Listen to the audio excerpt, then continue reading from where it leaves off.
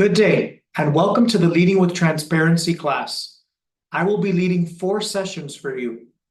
The first session is related to Shining a Light, Safer Healthcare Through Transparency, which was produced by the National Patient Safety Foundation.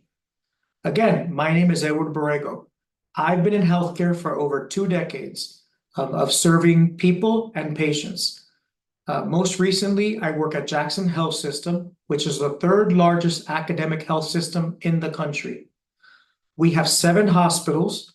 I am the CEO of 2 hospitals, Jackson South and Jackson West Medical Center. I'm also the Chief Patient Experience Officer for Jackson Health System. So I'm in charge of ensuring that we have easy access by our consumers and that we provide a patient experience that is top-notch for all of our patients. As we know, patients now have a choice, so they get to pick where they go for care. One of my roles is to ensure that they pick us because of the great experience and the ease of access to our system. Some of the work that I've done while being at Jackson Health System was opening up the southernmost trauma center in the country, opening up the newest hospital in South Florida, or the hospital to open the last 10 years. I planned, developed, and opened for Miami-Dade County the COVID vaccination sites, as well as the COVID testing sites, the largest sites actually in South Florida. Prior to my time at Jackson Health System, I worked for several elected officials, a United States Senator, 2 Florida governors, and a county commissioner in public affairs and external relations. It is a pleasure and a joy to spend time with you today. I appreciate that you've chosen to be part of this Florida International University program, and I value your time, and I hope you will value mine. So without further ado, let's go ahead and get started. So chapter 1 or section 1 is on leading with transparency. Let's get right into it. Why does transparency matter? The expectations for this class is that we're going to focus on leadership, the leadership practice that fosters transparency. What is transparency, and why exactly is it important? So, transparency matters. Transparency as a free and uninhibited flow of information. What does that mean? Transparency should be all around us. We should be able to speak freely, with guardrails, of course, but also allow others to speak freely about the situations at hand and their general day in and day out activities. Why transparency matters? Safety, trust, and accountability are all part of improving and being transparent. Again, what do I mean? Safety, trust, accountability, and improvement. All of those things are critical when we discuss transparency. Why? Transparency is all about ensuring that everybody has access to the information so that we can use that information to resolve or solve issues. Transparency leads to safety, safety for the patient, safety for the administrator, safety for the person providing care. Transparency allows trust. If we think about any relationship that we're in, if a relationship in your house, a relationship with a loved one or a family member, if you're not free to be transparent and share the things that are on your mind, again, with guardrails, it's hard to develop trust.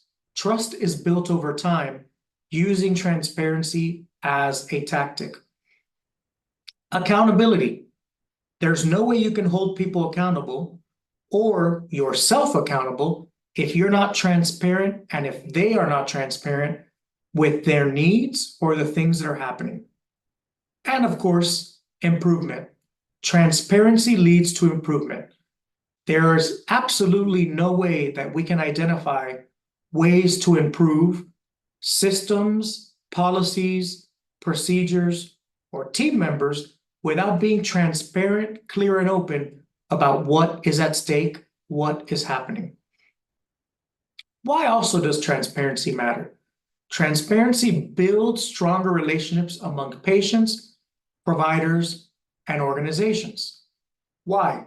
The more our caregivers, whether it's your employees or team members, a doctor or a nurse, the more our patients are clear about their diagnosis, the procedure that you may be doing, or a mistake we may have made, the more we build trust, the more we build safety, the more we can hold each other accountable.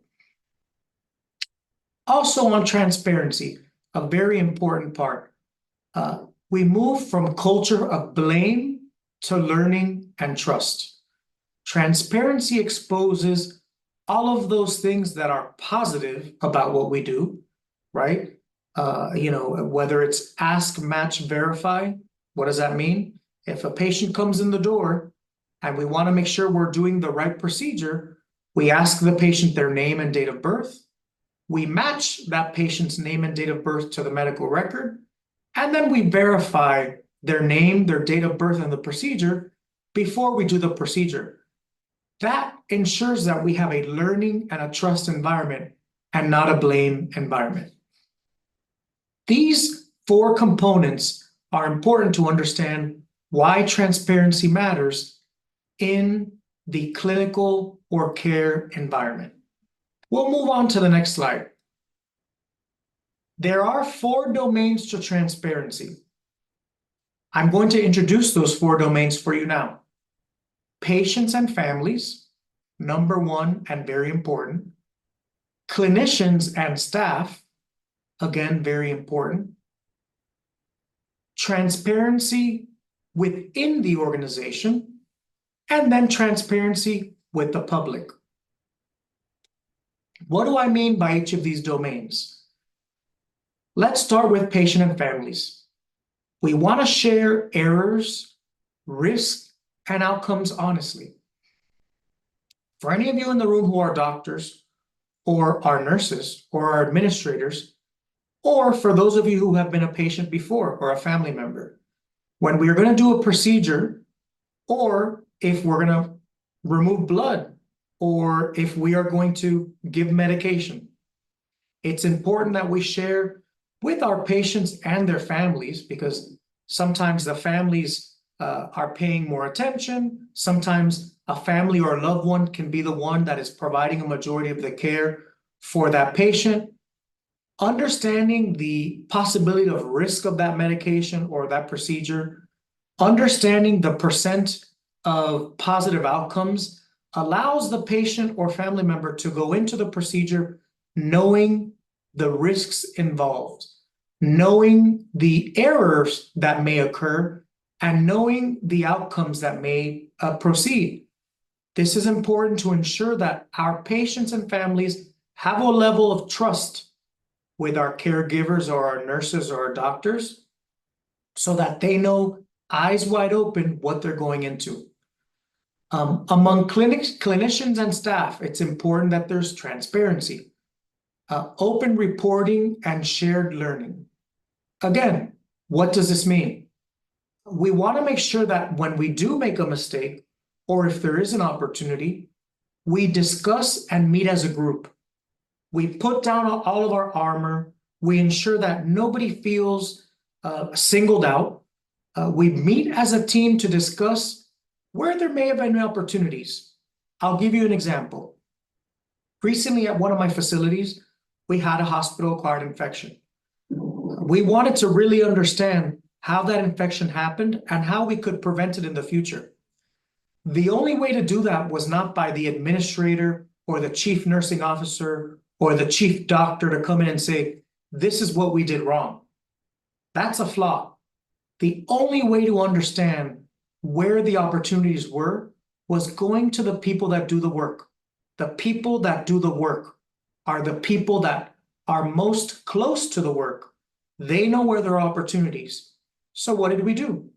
We brought all of the team members in. So everybody, every nurse, every doctor, every person that worked in that unit where the hospital-acquired infection was came, and we said, where were there opportunities? It took a little bit of time, for the nurses to speak up. But one nurse quickly said, "Well, Eddie, there are opportunities with how we bathe the patient to ensure that their skin is clean." Another one, "Well, Eddie, we don't have all the kits that we need to be able to draw the labs correctly." The other person, "Well, Eddie, why are we drawing labs on all of these people? We may need to implement a better protocol."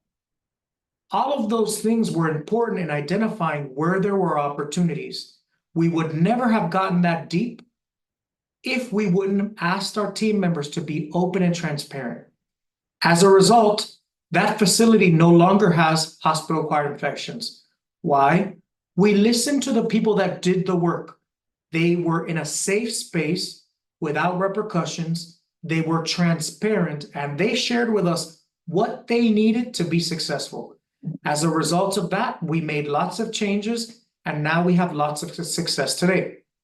So this is what I mean about clinicians and staff being free and open to report issues and to be transparent about the items that they identify on their units, on a daily workflow, in a policy. Sometimes it's difficult to actually meet the policy need because someone who does the work has never actually worked through it. So we like to include people that do the work in our journey of transparency. We must also, on our third domain, be transparent within organizations. Leadership, visibility, and shared data. What do I mean by that? It's important whenever possible that we share with our frontline caregivers or our team members where we stand. I used a moment ago the example of a hospital-acquired infection. Well, if the team doesn't know what that means, it doesn't impact them. So in the units, we post, this is the number of days that we haven't had a CLABSI or a catheter-associated infection or an infection in the unit or MRSA or C. diff. We need to post that so that we're transparent about the data. Another example, one of the things we monitor heavily, and I'm sure a lot of you do as well, is our patient and consumer experience. How satisfied are our patients to come to our facility? Why talk about it with your caregivers or your staff if you're not sharing with them the data? Your staff is valuable. See them as a big part of the picture and value them. You can do that by sharing the data with them. There's no reason to talk about patient experience or hospital-acquired infections if we're not empowering our team with transparency. Let them know where they currently stand and where the goal is. Within that lies leadership visibility. I pride myself in my organization that I run a flat organization. What do I mean? I round and walk through the hospitals that I work on a daily basis. I try to get to know everybody that works in the unit. I can guarantee you, like I shared before, the best ideas come from the people that do the work. So if I'm rounding and I meet someone that works in environmental or cleanliness, so they clean the rooms, you better believe I'm going to talk to them and ask them how their family is doing, but also what can we be doing better? And there's been many times that they've shared, hey, the mop that we use is not the best mop. Or this product that we use for cleaning is maybe not the best product. It leaves streaks or it doesn't smell great. All of those things are important in making our journey and our experience and the organization better. But that only happens if they see you, if they see the leader out in the units rounding, and if they feel comfortable speaking to you. I had a leader on my team once tell me that they didn't feel comfortable, that when I rounded, I met with people that did the work, direct nurses, someone that cleans, someone that registers, someone that charges, and that I took their ideas and I worked to implement them. They told me that I should escalate it to their boss. And I told that person that that's not my style, that my biggest success is not having any great ideas. The best idea I ever had was listening to the people that do the work. That's where ideas lie. The people that do the work have the solutions. It's our job, so all of you as leaders, to listen to their ideas and give them resources to make those ideas come to life. And if they work, great. You have to recognize them so that more people see that you implemented an idea from the front line and they give you more ideas. If the idea didn't work, no problem. You go back. What's important is that you give them the opportunity to shine and to share their ideas. It's also important to be honest and open and transparent with the public, reporting safety issues, quality issues, and outcomes. Our consumer, more and more, is educated on our outcomes. On any given day or time, they can check the internet, they can Google, they can go on Instagram, on Twitter, on all of the different feeds and see how your organization is doing. Is it a good organization with great outcomes? Is it not? If you mistakenly shared information about patients and there was a HIPAA violation or a violation of patient rights, don't wait to get caught. Share that on the front end. Share what you're doing about it. People want organizations that are transparent, that are clear about their safety, and that are clear about their quality and outcomes. All of these things are interconnected and tied. You cannot have transparency in one without the other. You can't be transparent with the families and patients, but not with your caregivers, with your clinicians and staff. That creates unfairness and division within your ranks. You can't be open and honest with the public, but not with your clinicians and staff. What is that telling the organization within, that we are transparent with people outside, but not within?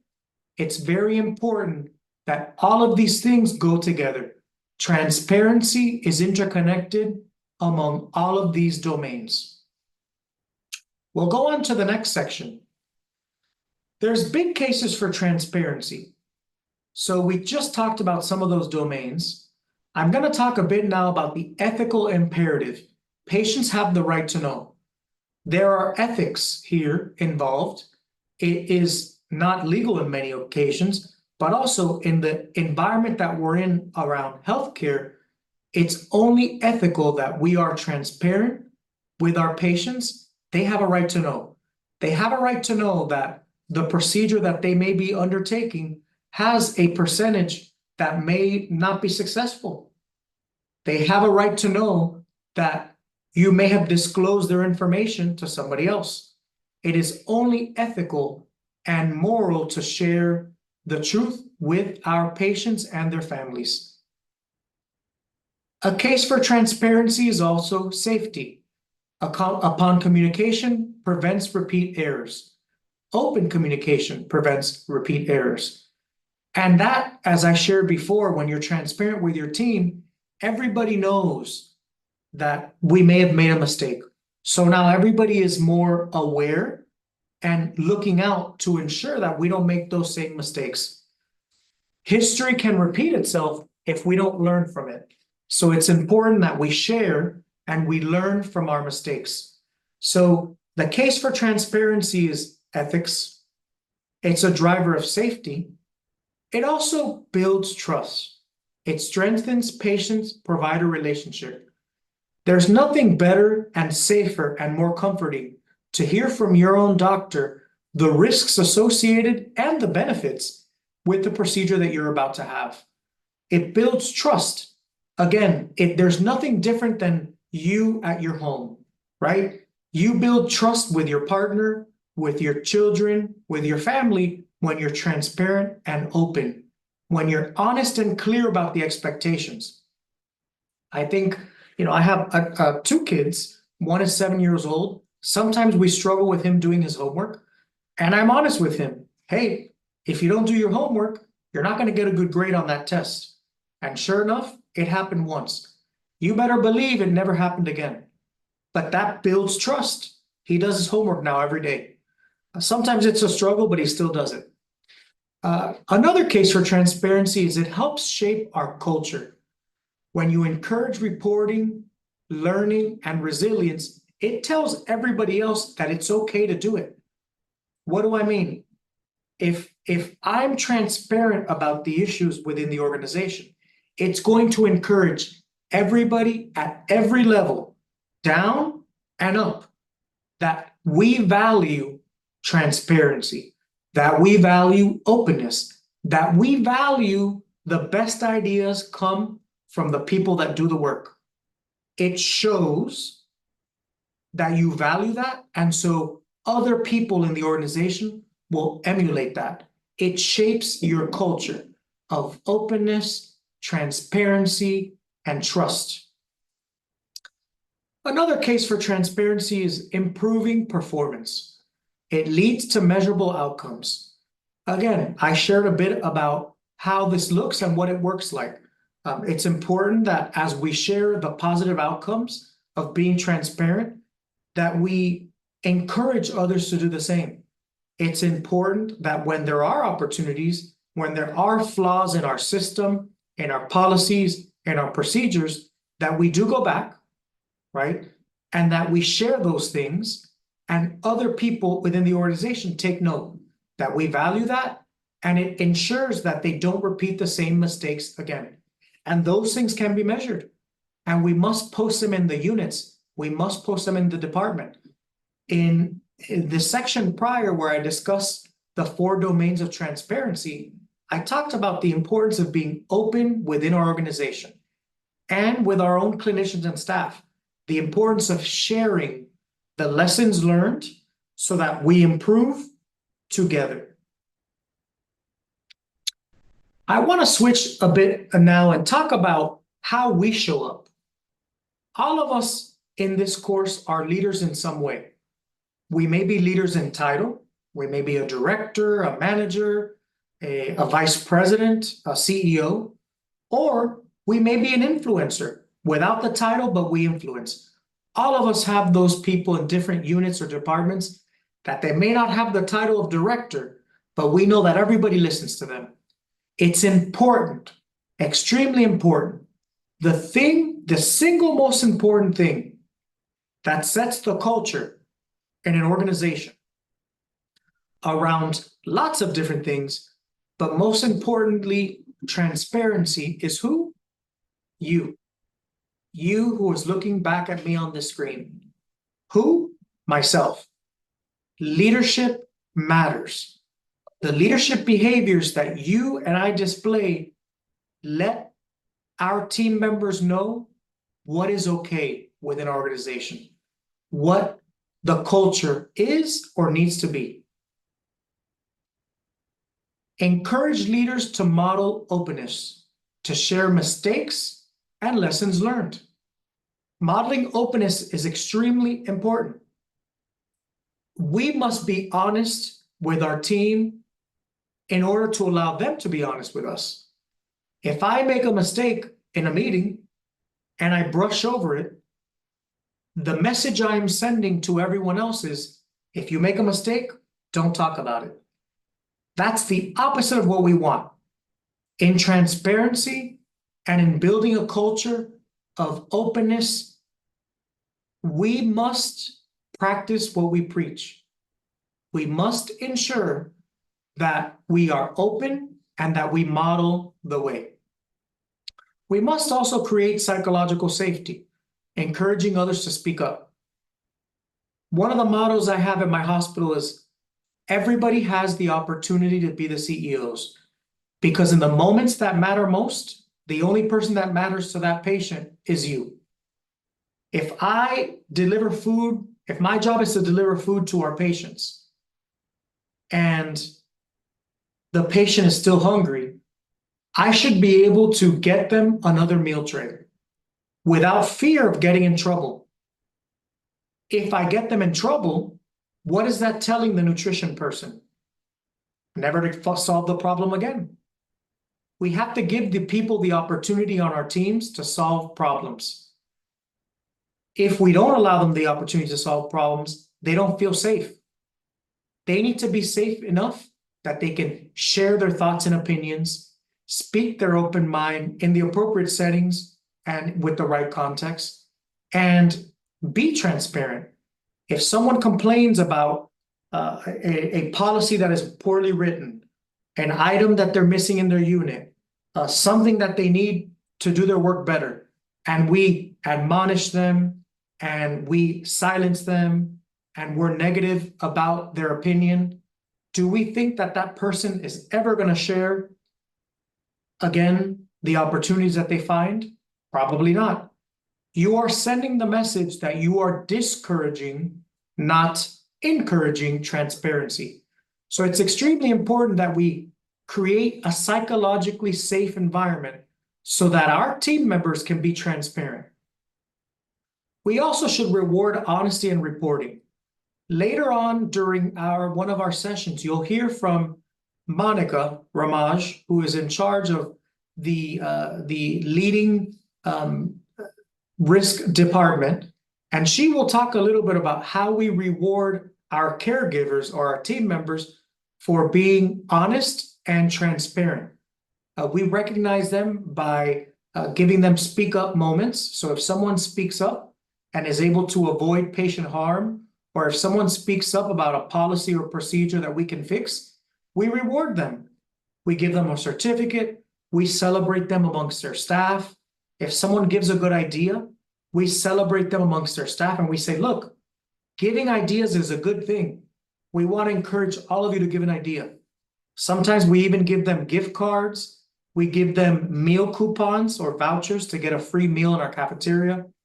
All of those things encourage and model and create an environment that's psychologically safe for all of our caregivers and our employees to feel open and to be transparent. We communicate frequently. We share data broadly and clearly. There's no secrets here. When we do good, when there's opportunities, or when we do bad, we should share all of those things with our departments. If there's a department that's doing great with patient falls, or that's doing great with collecting cash when patients come in the door, we should share that. Every single person that works in your unit is a business owner. Treat your team members as a business owner. You have to value them and show them that they're important, which they are, to a successful business. It encourages transparency and it encourages them to do the right thing when nobody is watching. Sharing data tells them that you value them, you value their insight, and you show them that they're part business owner of your business. We also want to align policies with practice. Back transparency with resources. What does that mean? It's important that if we value transparency, that we value transparency. If there's opportunities with policies, let's fix those policies. If someone brings up an opportunity with a practice, let's fix that practice and share that it was successful. Let's put our money where our mouth is.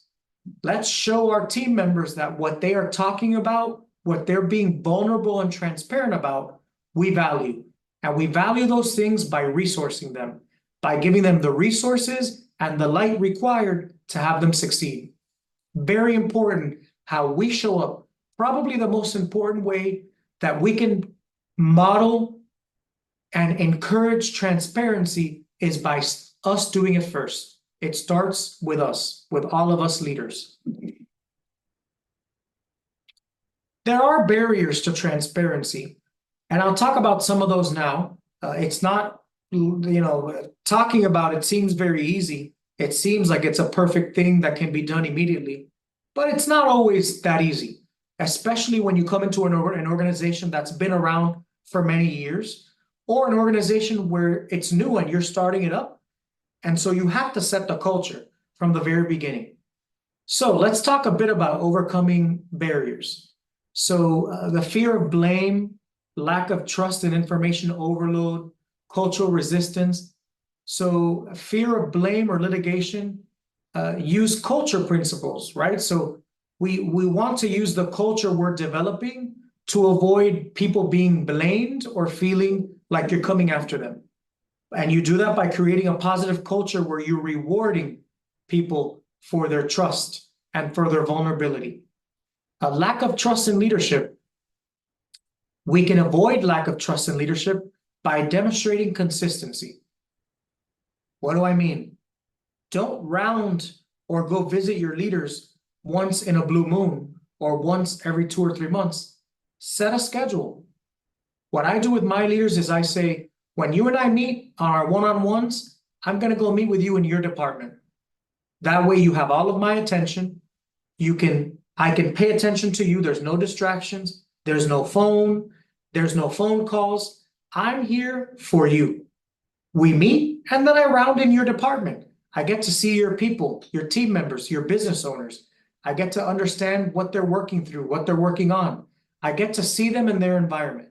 It's important that for us to ensure that people feel like there's transparency and trust in our leadership team, that we are consistent, that we do what we say we're going to do, and that we don't falter. Sometimes there's information overload. Like I shared, it's important to share information, but we don't need to share everything, right? We want to share what's most relevant to the people doing the work. What do I mean? For the people that do cash collections, when patients come in the door, right? So if you're coming to do a surgery and I collect your copayment or your initial fee for your surgery, those team members want to know how much they've collected. It sort of becomes a competition. Do they want to know if we have hospital-acquired infections or what the mortality rate is? Probably not. Let's not share that with them. Let's share with them what's important. If you share too much information, they stop paying attention. Share with them what's most valuable and important, what you need them to focus on, and how you need them to show up every day. There's also cultural resistance. So again, in the beginning I discussed, if you're coming into a new organization that's been around for a long time, or you're starting anew, there sometimes can be cultural resistance. So how do you overcome that? You may want to do a series of trainings around transparency, maybe a course like this, where someone can come in and train your front line, your managers, your directors, train them about transparency and what there is to be yielded from when people are transparent. You also want to model the way, like I discussed. Show them what you mean. If you value transparency, be open and honest. If you value people sharing the best ideas, gather those best ideas, implement them, and share them with the organization. And also storytelling. I shared a few stories here. For example, the one about hospital-acquired infections. I've told everybody that story. I've told other departments that story. In sharing the story, what I'm telling them is, it's okay to be honest. It's okay to be transparent. We value that here. That is the culture we want, and that we want to ensure that everybody feels and breathes. Here are some practical tools for you as leaders as you are going about your leadership journey. Leaders can implement safety huddles, dashboards, and advisory councils. You may want to implement those within your organization. Bring in a group of folks that work on the front line and leaders. Bring in some positive leaders, and also we all have some negative ones. Bring those in too. We want to understand when we meet with them, what are the barriers? If you're able to attack those barriers, I guarantee you there are other negative people in the organization, as well as positive people. By hearing from this small group of individuals, you can impact how you change your strategy to create a very trusting environment. Transparent performance dashboards, I shared earlier, developing dashboards that are important to different units. So length of stay, hospital-acquired infections, cash collections, and putting those in those units. You may want to develop patient and family advisory councils. Bring in your consumer. For those of you who work in clinics or in hospitals, bring in some of your former patients that have had a good experience and patients that have had a bad experience. Understand and learn from them. What are the opportunities? Use those sessions to share that insight with other people within the organization. It'll be extremely valuable in how you do and run your business. Open disclosure policies for adverse events.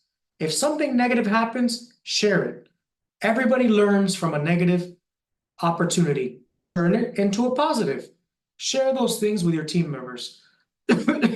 Using storytelling as a learning mechanism is always very important.